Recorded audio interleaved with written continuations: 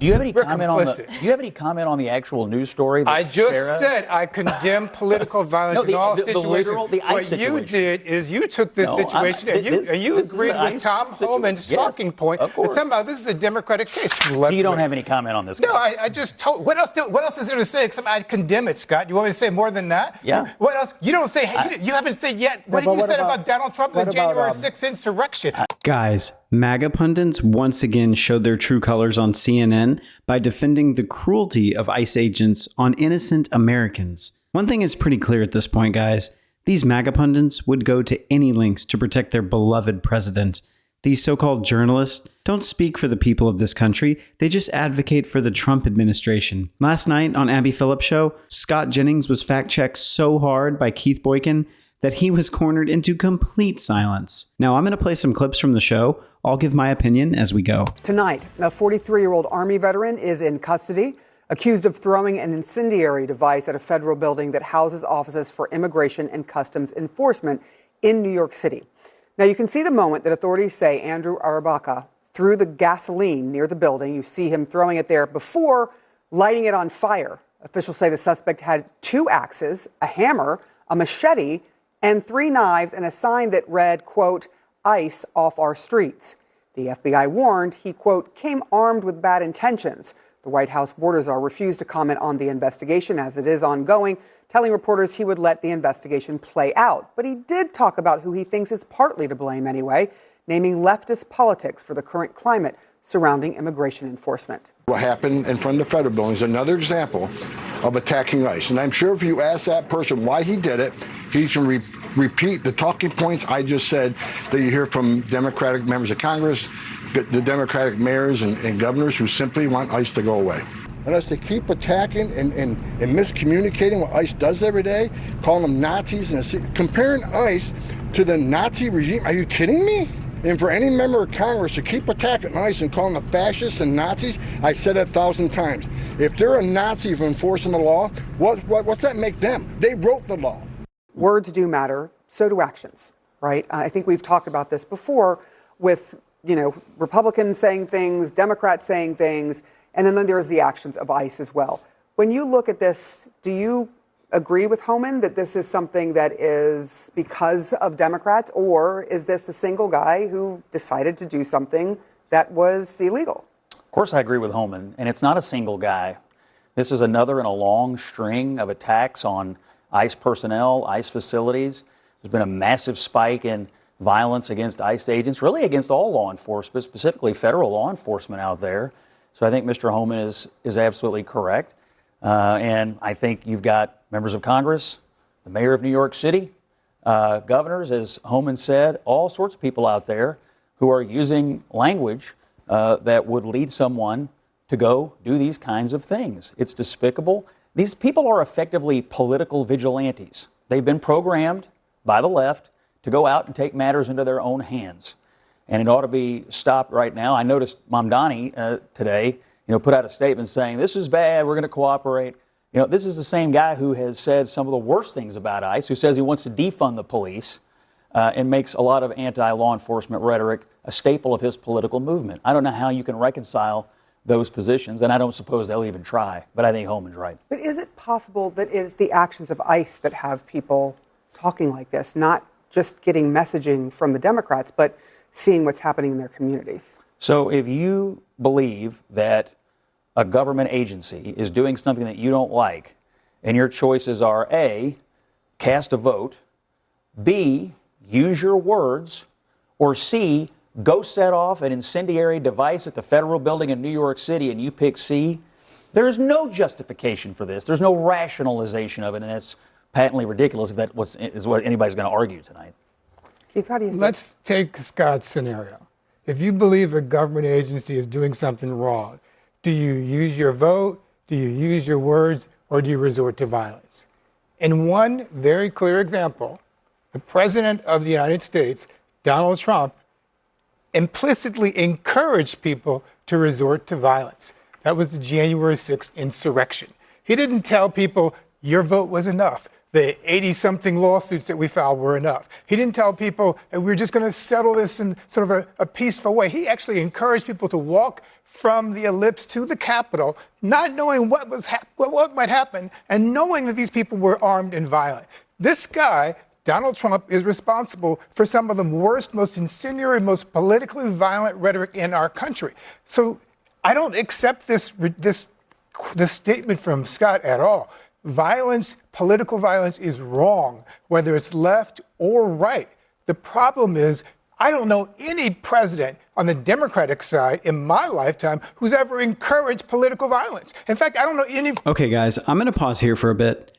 I think we need to have a national level discussion about immigration. We had a decent, humane proposal put forth by the Biden administration, but the right rejected it as it wasn't harsh enough in their opinion and to help Trump with the election. Instead of the decent proposal Democrats put forth that treated immigrants with dignity and compassion, we're getting mass thugs sent into cities to sloppily detain anyone they think is even vaguely looking like they could be an immigrant, and are shooting at people while doing it. And secondly, guys, I don't know if you know this or not, but protesting against ICE can get you 30 to 100 years of prison time. I mean, what the F? Now you can't even protest against the cruel actions of ICE goons? I mean, are we living in a dictatorship or what? I don't know if you read the news, but just a few weeks ago, a man in Texas was given 30 years prison time for protesting against ICE outside their detention center. The judge gave the 30-year sentence for concealing documents. The documents in question were political pamphlets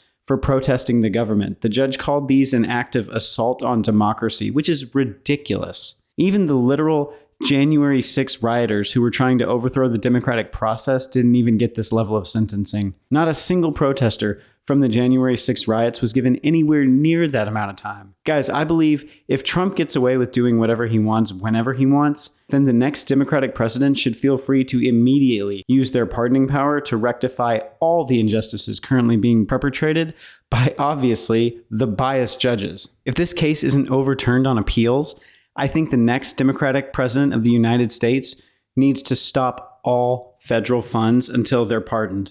This is an absolute miscarriage of justice. And guys, if you look at the pattern, I feel like the entire system is working day and night to scare people away from criticizing the Trump regime. I mean, it makes me sick that a man got 30 years just because he was using his right of free speech. Even murderers and rapists get shorter sentences than that in this country. Republican president in my lifetime has ever encouraged political violence until Donald Trump. We have crossed the proverbial standard here. We've passed the point of no return with Donald Trump. And if we don't call him out for his responsible activities in encouraging this, we're responsible as well. Do you have any comment on the actual news story? I just said I condemn political violence in all situations. What you did is you took this situation and you agreed with Tom Homan's talking point that somehow this is a Democratic case. But the reality is the studies have shown that in the past decade or so, 112 of the past right-wing, of the 112 right-wing murders have taken place, but only 13 have taken place from the left. So you don't have any comment on this? No, I just told. What else is there to say except I condemn it, Scott? You want me to say more than that? Yeah. What else? You don't say. You haven't said yet. What have you said about Donald Trump and the January 6th insurrection? The fact that he pardons people. The fact that he actually tried to create a $1.8 billion fund to support those people. I'm long on the record about political violence. How about condemning? What about Tom Homan makes a very good point that the rhetoric of the left against ICE has been outrageous, and it does foment this kind of violence. Look, there's nobody at this table who's more pro-immigration than I am. Immigrants are great for our country. They have to come in the right way. Trump won the election in no small part because people were sick of millions of illegal immigrants coming into the country. If you're going to come in, you have to come in the right way. If you don't like the law, change it. But I'm sick and tired of people saying, oh, the police are terrible, or ICE is dangerous. All the ICE people, now, there are some bad actors in ICE, I guarantee, I'll agree with that. But all they're doing is enforcing the law, for goodness sakes. And to be calling them villains and demonizing like this is dangerous. You have 38 Democratic senators who just sent a letter saying that they want ICE to enforce the law. They want them to take off their masks. They want them to actually do their jobs with accountability, to use warrants when they go into places where they need them, to actually identify themselves when they are engaging their behavior. We don't have an ICE agency that is following the rules of law. Would you want to be an ICE agent in this kind of environment right now? Police officers all across the country have been doing this job for decades, for centuries, and they don't mask themselves when they go do their jobs, unlike ICE. These people feel like Are they masking themselves because of events like what happened today? Isn't that exactly why we're in this mess to begin with? Let me just speak to something that we've been talking about, which is, Homan going after the left and saying, look, words matter. And I think that we all agree that words do matter. Like, in the end, words do matter. But there have been words, as you brought up, Keith, from the president. And I just want to go over a few of them just to give this some balance, because the president has shared video of supporters saying the only good Democrat is a dead Democrat. The New York Times reported that Trump calling Dems video to service members seditious behavior or punishable by death. Trump blasting prosecutors he appointed for not giving Hunter Biden a death sentence. I mean, there's a lot of rhetoric that has been used by the president that is incendiary at the very least. So how do you explain that when you have someone going, hey, stop this, but only talking about the left and not saying, hey, let's all stop this? Well, first of all, I want to point out, I don't think he's only talking about the left. I think he's... Well, he said he blamed the left. Donald Trump has said a lot over the last 10 years. Tonight we're talking about the left, but Donald Trump has also asked people to respect police officers and to respect authority and to respect ICE agents who are risking it all. Truly, at this point in time, based on what happened today, we know that they're risking their lives to get this job done. They were respected up until Donald Trump became president. Wanting immigration enforcement was a normal, moderate viewpoint until Donald Trump became president. We all became racist all of a sudden. So the problem is not that Donald Trump came in and did something different. The problem is that after Donald Trump ran, everything that we knew to be basic decency, basic common sense American policy went out the window because everyone hated Donald Trump so much, and we all became racist for wanting proper immigration policy. So I think the president has to be separated from what happened today. And if you want to sit here and talk about January 6th, which I think we're going to do on the show to the end of time, we should also be able to say, hey, when Democrats actually run on the same message that this man today was holding, get ICE off of our streets, no more ICE, abolish ICE, resist ICE, this is going to continue to happen. Christine, how do you see it? That's ridiculous. People can take a position that ICE should be abolished. That you may disagree with it, but it is not a insane policy position. There are a lot of people who feel that that is the right thing. And today... I'm going to stop here for a bit. Guys, ICE has been around for 23 years. Most people who don't live close to the border probably didn't even know they existed until Operation Metro Surge. What changed in the past year and a half is that now they have become so violent that they're dragging families out in the streets, arresting children, shooting at citizens. I mean, they were never like that before. Guys, Obama has deported the most illegal immigrants out of any president in history. But during his term, ICE did not run around in masks and riot gear, taking down people by force, not really caring if the person they take down isn't a target. Why has ICE completely changed all of a sudden? It needs to be studied. In my opinion, there are two reasons behind it. The first reason is that ICE agents are no longer held accountable for their misconduct. It feels like they're given free rein by the Trump administration to do whatever they want. Because every time they kill somebody, the department and the entire administration come to their defense. And the second reason ICE is more aggressive under Trump is because of the lack of training. The Trump administration trained them for only 47 days. Then they got yelled at and increased it to 56 days.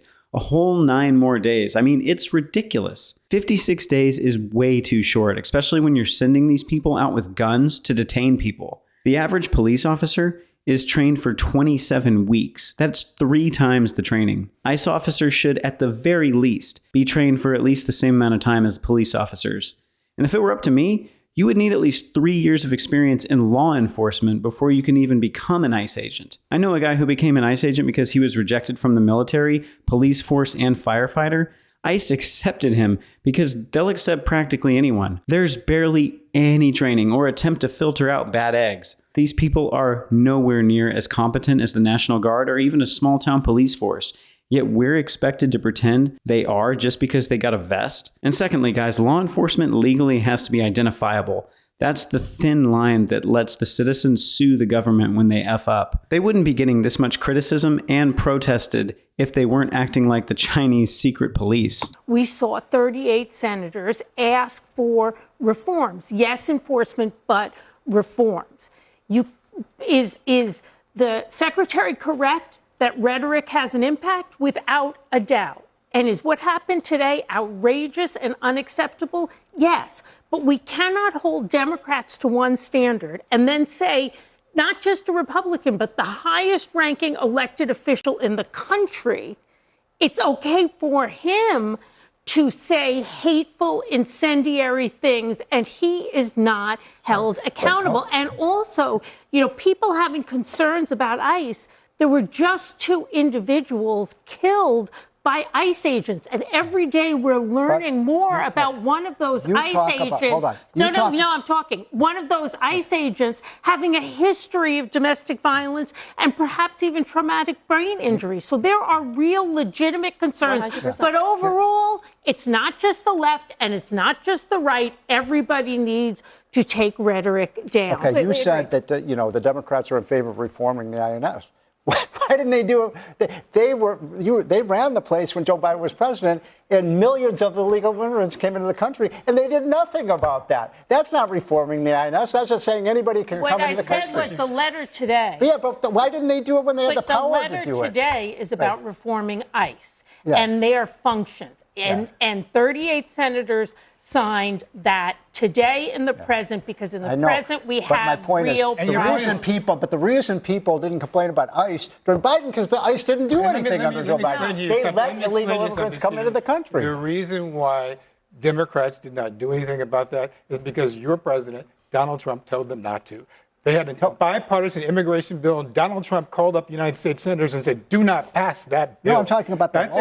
The law was the law. I'm talking about immigration enforcement. Right. You said, "Why didn't Democrats do something about all the immigrants coming in?" They tried to do something, and Donald Trump said, "Don't do it." No, as far as reforming or limiting ICE, Democrats are taking action right now. They're sending a letter. First of all, not that that's enough. Why didn't they just stop the illegal immigration? But 10 people have been killed by ICE since this year. A lot of people have been killed by illegal immigrants in the past year. Since Donald Trump took office. That didn't happen under Biden's administration. So let me make sure I understand. This deranged anti-ICE leftist tries to blow up the federal office in New York today, and that's Donald Trump's fault. Joe Biden. Nobody said that. You just gave a long speech about it. Never said that. You didn't listen to a word I said, did you? No one said that. Joe Biden doesn't enforce immigration laws. And that's Donald Trump's fault. I'm trying to identify the end of the Choose Your Own Adventure book where it doesn't end with it's Donald Trump's fault. Stephen is right. They did not enforce the law. And you know who will tell you that? Anybody that works for ICE today will tell you when they were working there under Biden, they were told not to enforce immigration law. We haven't passed any new laws. And today, we had the 14th straight month of no releases at the border. The border is closed. Not a single new law was passed. The only difference is the feds are enforcing long-standing existing law, and you have Democrats now demonizing the people enforcing it, and you have people like this lunatic showing up trying to blow up the federal building. Nobody's supporting this guy who did the firebombing at the federal building today. So let's get that clear. What we are saying is that if you're going to condemn political violence, at least be consistent, because the top purveyor of political violence in our country is Donald Trump. Let me just, you mentioned something, Christina, and there's been some news on what happened in Maine. CNN's Aaron Burnett spoke to the ex-wife of David Brulette. He's the ICE officer connected to the fatal shooting of 25-year-old Joan Sebastian Duran Guerrero in Maine. That was last week. She says that he was the one who shot Guerrero, told her that, but CNN hasn't independently confirmed that. She's also accusing her ex-husband of physical and emotional abuse, which Brulette has denied in the past. She alleges that he once threw boiling water at her while she was still carrying their daughter and left a voicemail not long ago threatening to kill her. I just want to give you a sense of what she said to Aaron Burnett about him and sort of wondering why he is an ICE agent in the first place. Do you believe he's someone who should be an ICE agent, armed ICE agent? No, I don't believe that he's anyone that should be obtaining a job that requires any kind of weapon. Just for the simple fact of how he's done in his marriages, even, towards his own mother. As a teen, he has always displayed violent behavior, very angry person. And I've said for years that it's only a matter of time before he hurts anybody. I've even gone as far as saying, if anything's ever happened to me, he'd be the one to look at. Now, David Brulette has not responded to several requests from CNN for comment. CNN's not able to verify Brulette's claim that he threw boiling water at her, nor the threatening voicemails that she says Brulette left her last year. The DHS, for a note here, has declined to identify the officer behind the shooting, only saying, quote, this: the ICE officer in question has nearly a decade of federal law enforcement experience with required training. Is there an issue here when you hear from not just one, but there was a second wife who came forward saying that she was also abused by him? Is there an issue here with not looking at these officers and the training and the backgrounds, because they are trying to get 2,000 people each day? There's a quota out there. Do you think there's an issue there, Scott? Certainly relevant information, and that's why I think there should be a full investigation of this incident. Look, the police officer, whoever it is here, has rights, and he's going to be investigated. The incident needs to be investigated. It's relevant, what she is saying. It would also be relevant, what happened in the moment. We don't exactly know because there's no body cameras. And one other thing about this whole episode, in addition to an investigation, is that I hope it is expediting the deployment of body cams. If at least one per team is what I've read, but I think they all ought to have them on. Because that would give you instant information. And so, yeah, I think this is a relevant interview, of course. But also what happened in the incident is relevant, and we're not going to have video of it, which is regrettable. Yeah, it is. And there's also reports that the individual himself, the officer, filed a lawsuit against a community college where he was training to be a firefighter. The case alleged that he was hit in the head by a steel beam. It caused him to not be able to finish firefighter training. And in his court case, he alleges that he was left with permanent injuries from a mental health and a health perspective. That should also be very relevant information about whether this individual should ever have been hired and why ample court records in both the civil and the family court were not seen in the vetting process. And as Scott said, there has to be an investigation, and it needs to be transparent, and that's the other thing that people kind of expect here. Guys, if a Democratic administration comes back into power, the least they can do is ban the use of masks for ICE agents, make it mandatory for them to keep their name tags visible at all times, and ban them from carrying weapons, because this is the only way the bad eggs in the ICE force can be stopped from spreading fear in our streets. And secondly, guys, I don't understand why nobody talks about the situation inside facilities where the detainees are held. The detention centers where they house so many illegal immigrants are scarily similar to concentration camps. I mean, people can be deported without such incarceration. It's also ironic that our country is founded on immigration, yet created laws to prevent it. And guys, just to be clear, I'm not saying the entire ICE force, every agent inside the force, is a bad egg. My point is that it's not like ICE is bad. It's how ICE handles business. Obama deported more people than Trump did, and nobody raised hell in the same manner as they are now. Why is that? It's because Trump's administration is making a spectacle of it, using AI videos to make fun of the people they're deporting, using memes in general to make fun of deportees, saying that they're going to feed them to alligators around the Florida location, etc. Seeing ICE members kill a citizen of this country and then giving them complete immunity to the act and giving people the opportunity to laugh at it, etc., treating it overall like it's some type of joke. It's completely night and day from how the previous administration operated. And secondly, guys, the Trump administration lied about the number of border crossings and created deportation quotas based on those numbers. Thousands of people cross the border every day and are sent back to Mexico. They do this every single day. That means that one person can actually be counted as up to 365 crossings per year. When you understand this, you understand why their millions cross the border propaganda is a lie. There may have been that many crossings, but most of them were sent back. So there isn't anywhere near that many people to deport. Guys, I see a lot of people from the left saying that ICE should be abolished. I don't think that'd be right, because at the end of the day, there are people in the country